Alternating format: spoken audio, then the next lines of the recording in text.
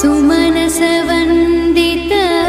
सुन्दरी माधवी चन्द्रसहोदरी हेममये मुनिगणवन्दित मोक्षप्रदायिनी मञ्जुलभाषिणी वेदनुते पङ्कजवासिनी देवसुपूजित सद्गुणवर्षिणी शान्तियुते जय जय हे मधुसूदन कामिनी आदिलक्ष्मी सदा पालय माम्।